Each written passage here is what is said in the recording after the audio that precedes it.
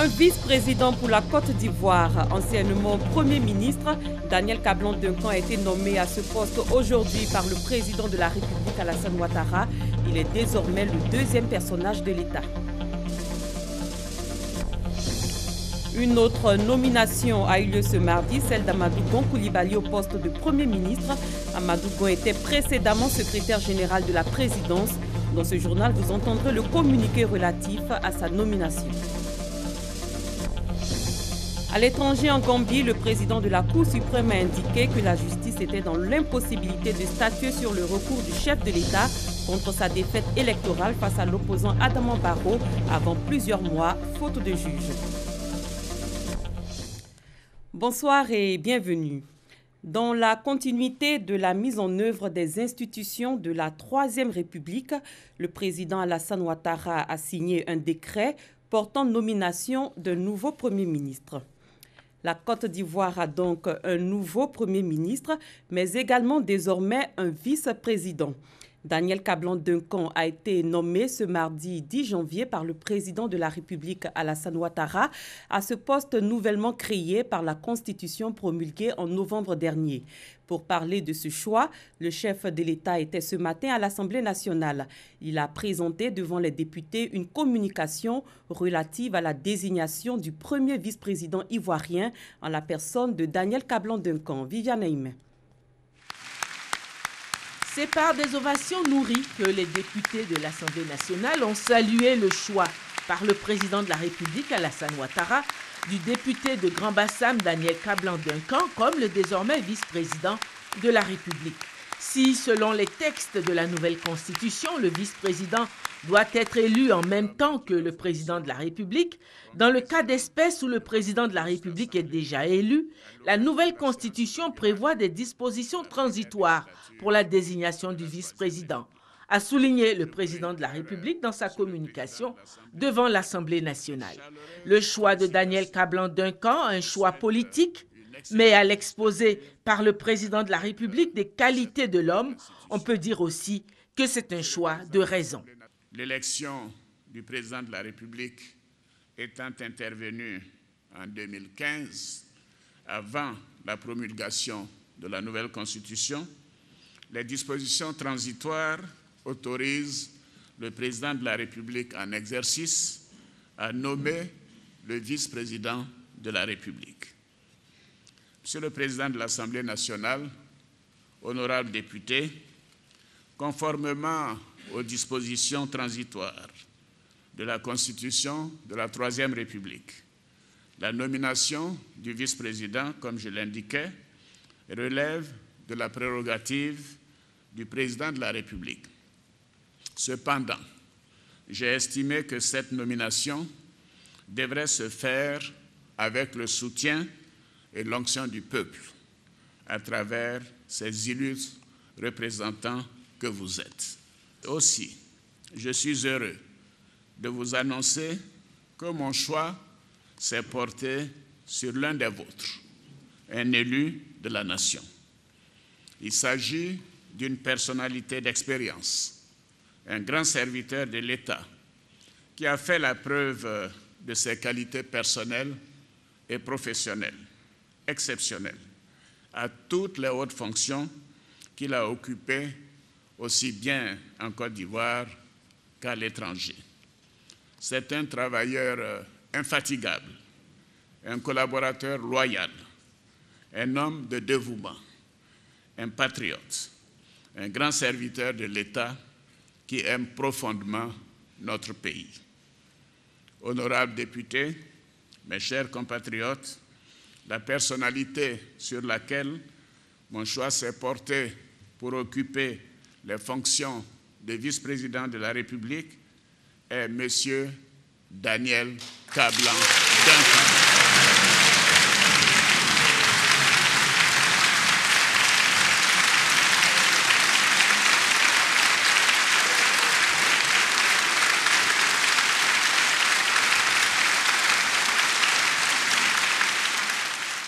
Conforté par l'intensité des applaudissements, Le président de la République invitant les députés à endosser ce choix à la suite du Conseil constitutionnel qui a déjà confirmé l'éligibilité du nouveau vice-président, a indiqué qu'il signera dès son retour de l'Assemblée nationale le décret de nomination.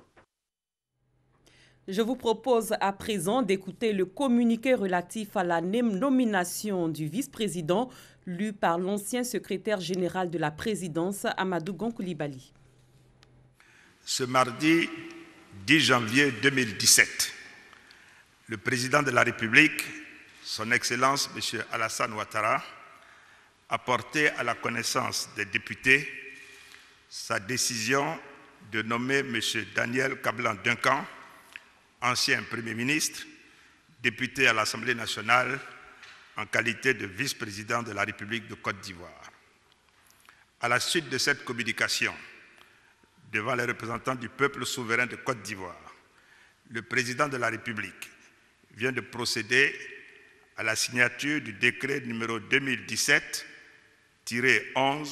du 10 janvier 2017 portant nomination de M. Daniel Kablan-Duncan en qualité de vice-président de la République de Côte d'Ivoire. Fait à Abidjan le mardi 10 janvier 2017. Je vous remercie. Les chefs et cadres de partis politiques ivoiriens se sont exprimés à la suite de la nomination de Daniel Kablan-Duncan au poste de vice-président de la Côte d'Ivoire. Leurs propos ont été recueillis par nos reporters.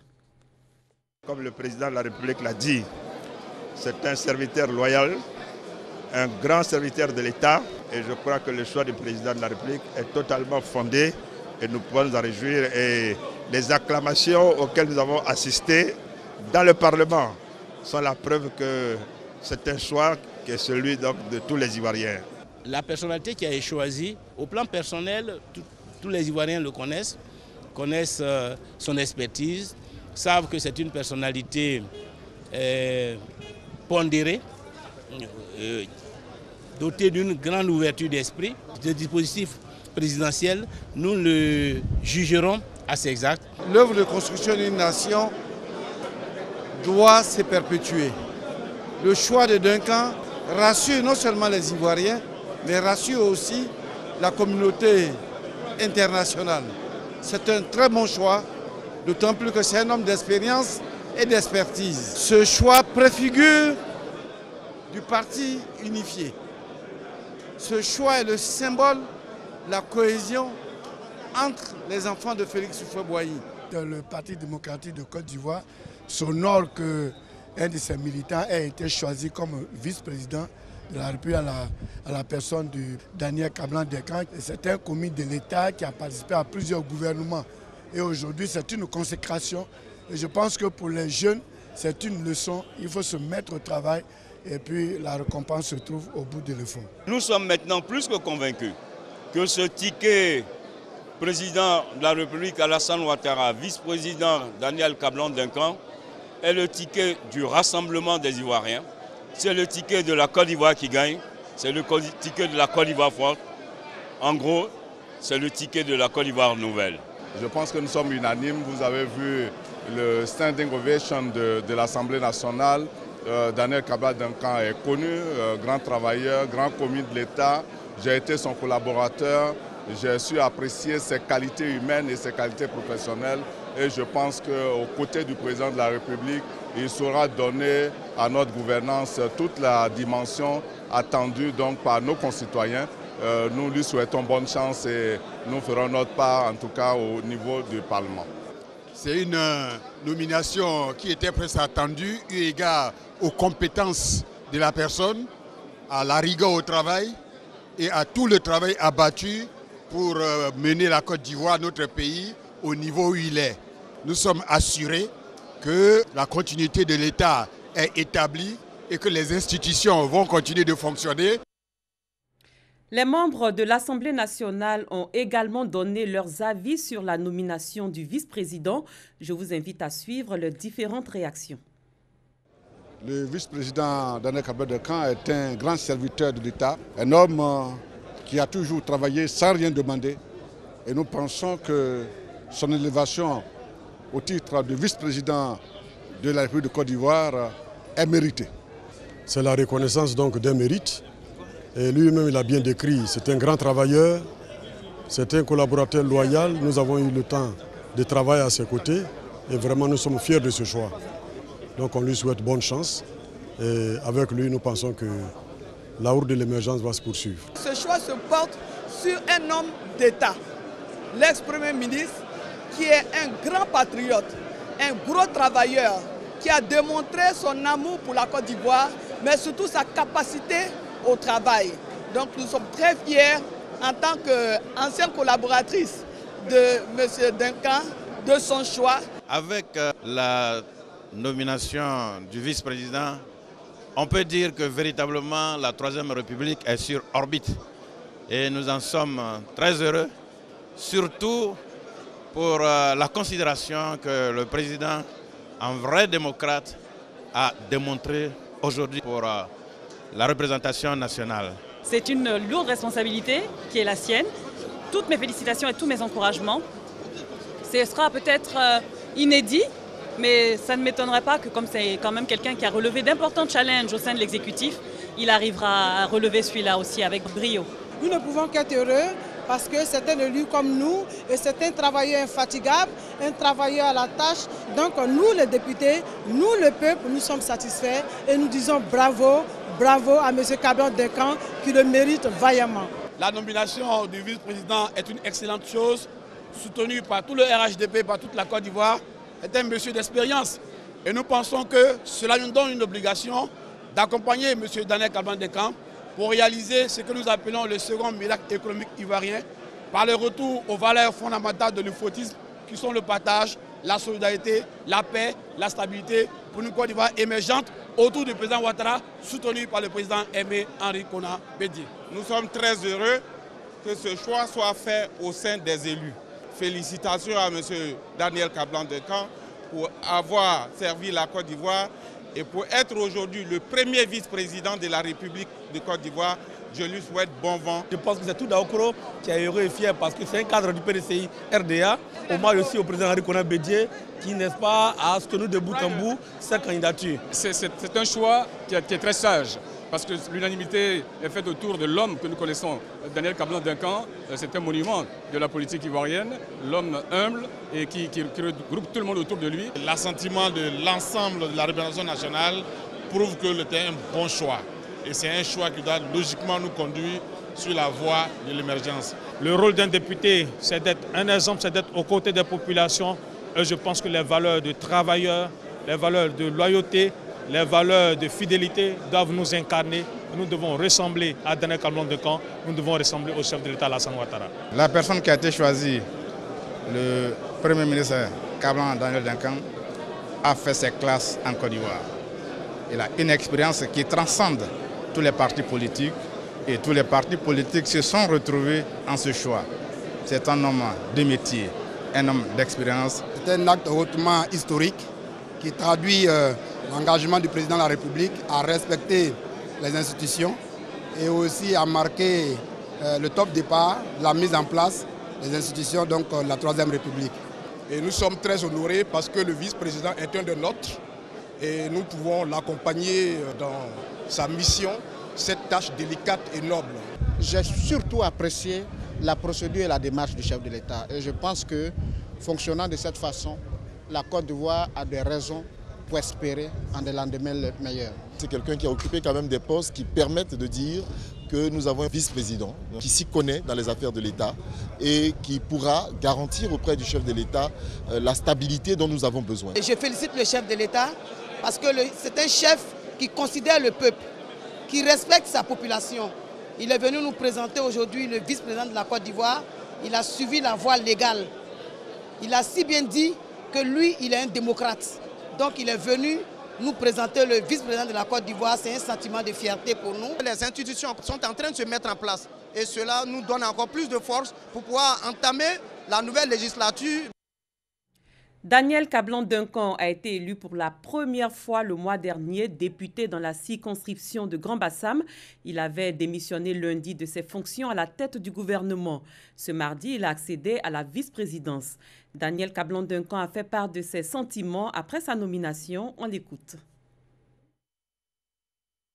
Je voudrais indiquer à quel point je suis heureux et ému de la décision prise par le président de la République de bien vouloir me nommer à cette haute et prestigieuse fonction de vice-président de la République. Je dois dire que ces remerciements vont aussi à son aîné, le président Aimé Arikona Bédié. Je voudrais dire aussi que lors de la remise de la démission hier, en tant que Premier ministre, mais aussi pour l'ensemble des membres du gouvernement, il a bien voulu renouveler son appréciation du travail que nous avons fait. Et je voudrais donc à nouveau lui exprimer ma profonde gratitude et lui dire que nous sommes bien sûr à sa disposition pour travailler avec foi et ardeur dans la mise en œuvre de sa grande ambition de faire de la Côte d'Ivoire un pays émergent à l'horizon 2020. Qui est le premier vice-président de la République de Côte d'Ivoire? Quel est son parcours? Alexis Ouedraogo dresse pour vous son portrait. L'homme a une histoire, celle d'un travailleur acharné. Daniel Kablan-Duncan, nouveau vice-président de la Côte d'Ivoire, a derrière lui un parcours qui lui taille l'étoffe de l'homme qu'il faut pour ce fauteuil. Discret, humble, intègre, méthodique et rigoureux dans le travail, dans les couloirs du FMI ou encore de la BCAO où il a occupé de hautes fonctions. Plus d'une fois à la tête du gouvernement ivoirien, il est respecté et s'est impulsé en rythme de travail sans compromission. Hors de nos frontières, sa réputation ne souffre d'aucune contestation. Son expérience, sa diplomatie sur les tables internationales sont indéniables. Ce mardi, Daniel Kablan-Duncan vient de rentrer dans l'histoire. Il est le tout premier vice-président de la Côte d'Ivoire. Une autre désignation, le président de la République a signé ce mardi 10 janvier 2017 le décret portant nomination d'Amadou Gon Coulibaly, précédemment secrétaire général de la présidence en qualité de Premier ministre, chef de gouvernement. Le décret de nomination est lu par Masséré Touré Koné, directrice de la communication de la présidence de la République. Communiqué de la présidence de la République.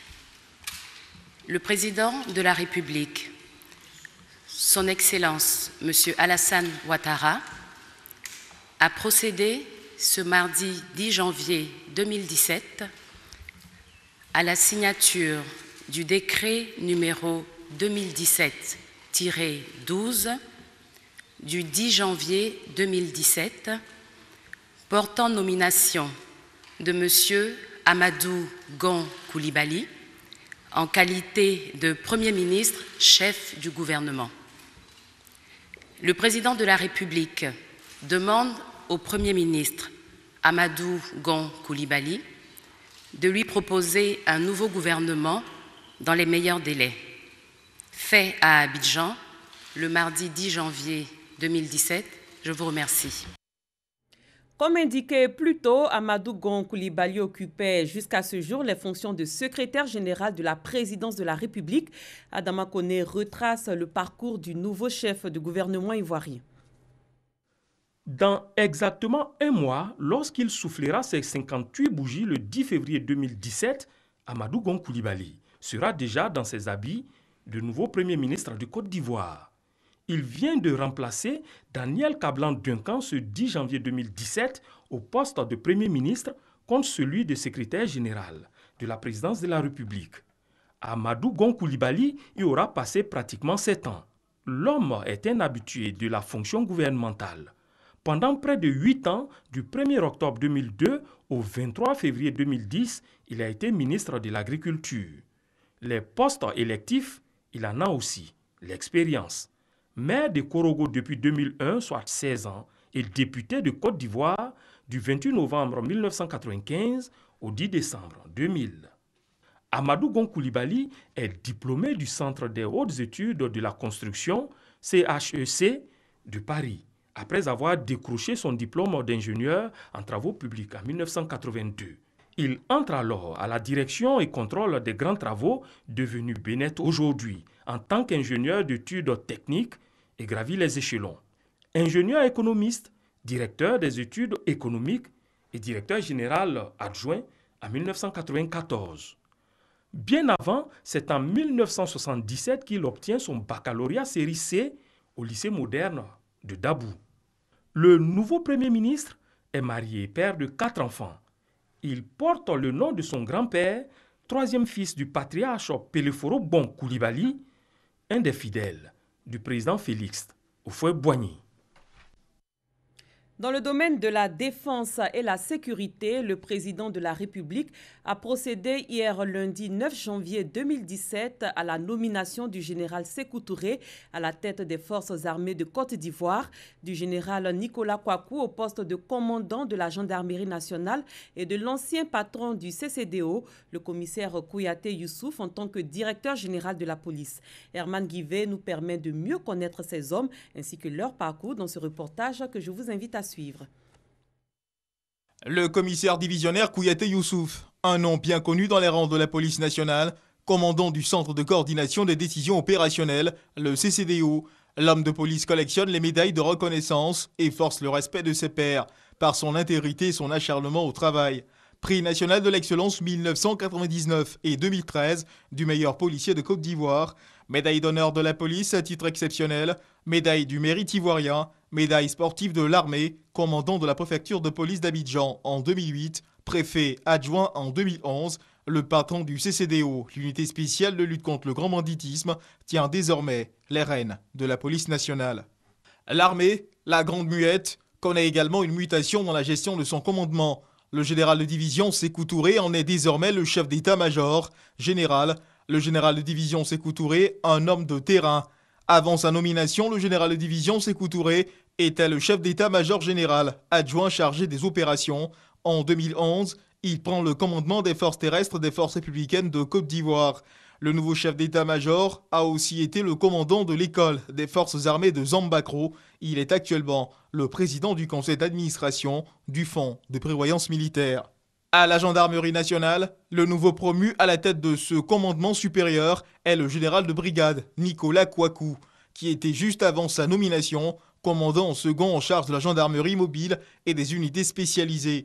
Depuis 1984, l'homme enchaîne les postes de responsabilité au sein de la gendarmerie.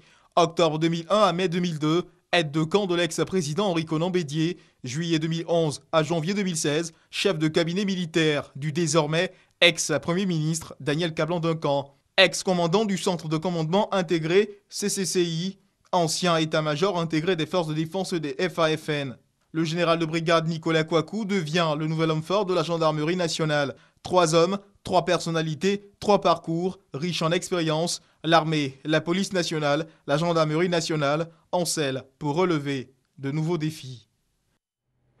Autre chose, à présent, un registre national d'identification est en passe d'être mis en place. Il va fournir une base de données centrale permettant l'identification des populations vivant en Côte d'Ivoire. Pour sa mise en œuvre effective, l'Office national d'identification et ses partenaires sont à la tâche, nous dit Michel Digri. L'état civil et l'identification des personnes vivant sur le territoire ivoirien présentent à ce jour de nombreuses insuffisances. Plusieurs fraudes sont enregistrées au quotidien et c'est pourquoi, depuis juin 2016, un comité technique travaille à la mise en place d'un registre national des personnes physiques. 6 mois après, les travaux de ce comité avancent bien. Le pays est en passe de se doter d'un système d'identification informatisé fiable qui associera à chaque Ivoirien et à tout étranger résident ou de passage en Côte d'Ivoire un numéro d'identification nationale unique. On a eu à le constater à l'issue du diagnostic. Une seule personne peut avoir 2 documents ou 3 documents d'état civil. C'est là que nous parlons de pluralité d'identité.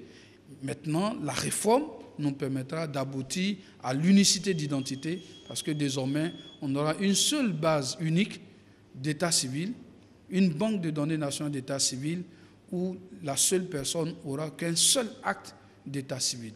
Donc à partir de ce moment-là, nous aurons atteint la modernisation du système d'état civil ivoirien. Et c'est à ça maintenant qu'il va falloir greffer les données biométriques pour en ressortir un numéro unique, un identifiant unique, qui sera le deuxième nom de chacun d'entre nous. Ce numéro d'identification unique va figurer sur tous les actes de la vie de chaque individu. Le projet s'inscrit dans le cadre de la gouvernance administrative et sécuritaire de la Côte d'Ivoire. Un mot d'agriculture, l'UEMOA et le Conseil ouest et centrafricain pour la recherche et le développement agricole planchent sur les acquis de leur partenariat signé en 2006. Ces deux organisations ont initié une rencontre de revue et de planification de projets visant à renforcer la sécurité alimentaire sur le continent. Perpétuquement, Grace Kando. L'Union économique et monétaire ouest-africaine veut réduire durablement la pauvreté et l'insécurité alimentaire. Un accord de coopération a été donc signé en 2006 entre l'UEMOA et le Conseil ouest-africain pour la recherche et le développement agricole, CORAF. En dépit des bons résultats enregistrés, quelques difficultés demeurent. Les deux organisations animent un atelier de revue de planification des projets de la Convention UEMOA. Objectif, atteindre les résultats escomptés et partager les acquis. On avait fait une planification, on a fait la mise en œuvre. Il est normal qu'on fasse le stop, qu'on fasse la revue des activités et qu'on planifie l'année qui vient. Que nous fassions un vrai point sur là où on en est et qu'avec les partenaires techniques et financiers que sont le CORAF et l'UEMOA, qu'on voit comment réajuster les activités pour que les 4 résultats attendus du projet VAL soient atteints. Diverses crises alimentaires et environnementales frappent plusieurs pays africains. Il est alors nécessaire de renforcer les capacités de projet sur l'approche genre. Étant donné le rôle clé que les femmes et les jeunes jouent de façon générale dans le secteur agricole, tant qu'on ne prend pas en compte leurs préoccupations, leurs besoins et leurs attentes dans nos différents projets, on ne pourrait pas atteindre les objectifs. Pendant 5 jours, les participants vont évaluer l'état de mise en œuvre des activités, les acquis et les difficultés rencontrées. Ils vont également partager un modèle de rapport axé sur les résultats et répondre aux attentes des populations. Coopération Côte d'Ivoire-Maroc dans le domaine de la religion. 100 imams ont été formés à l'Institut Mohamed VI au Royaume chérifien. La formation a duré 2 ans. Ces imams ont été honorés samedi dernier à la mosquée de la Riviera Golf en présence de l'ambassadeur du Maroc en Côte d'Ivoire, Ami Sissoko. Vulgariser un islam qui propage l'amour et la sécurité en vue de faire barrage au terrorisme. Leitmotiv de l'Institut Mohamed VI de Rabat au Maroc. Durant 2 ans, il a renforcé les capacités de 100 imams à l'islam sunnite de rite malikite, réputé pour ses valeurs de tolérance. La mission de cette première promotion d'imams, enseigner les valeurs de l'islam modéré et d'ouverture aux populations. Avec cette formation-là, le discours de l'imam doit changer. C'est-à-dire, quand même, un imam a le rôle d'un rassembleur. Et un imam ne doit pas diviser, il doit construire, il ne doit pas détruire. Quand vous regardez aujourd'hui le contexte international, avec tout ce qui se passe au nom de l'islam, il faut que les imams eux-mêmes soient formés afin que les fidèles qu'ils enseignent aient la bonne formation. Grâce à la coopération entre la Côte d'Ivoire et le Maroc, 100 places sont offertes par an aux imams à l'Institut Mohamed VI du Maroc. La première promotion ayant achevé son cursus à l'Institut Mohamed VI, la deuxième promotion étant en cours de formation, nous nous réjouissons qu'une 3e promotion d'imams rejoindra les bancs de l'Institut dans quelques jours, à savoir le 13 janvier courant, pour recevoir un enseignement religieux pluridisciplinaire de qualité. Les imams bénéficient également de formations professionnelles ayant trait à l'informatique, l'agriculture, la culture ou encore l'électricité. Je vous encourage et je vous exhorte à mieux comprendre ce que vous avez appris. Il ne suffit pas d'aller apprendre des choses, mais il faut savoir les appliquer dans le contexte tel qu'il se doit. L'Institut Mohamed VI du Maroc a été créé en 2015 à une capacité d'accueil de 1000 étudiants, dont 450 sont de la Côte d'Ivoire, de la Guinée-Conakry, du Mali, de la Tunisie et de la France. À l'étranger, c'est un nouveau revers pour le président Yahya Jammeh, déterminé à rester au pouvoir en Gambie jusqu'au terme de ses recours électoraux. Le président de la Cour suprême a indiqué que la justice était dans l'impossibilité de statuer sur le recours du chef de l'État contre sa défaite électorale face à l'opposant Adama Barrow avant plusieurs mois, faute de juge.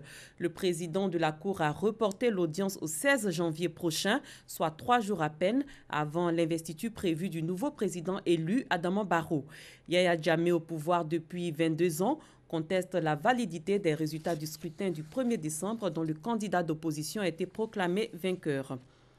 Journée sanglante en Afghanistan, le pays a été la cible de 2 attaques, dont un double attentat à Kaboul mardi, faisant au moins 40 morts et une centaine de blessés.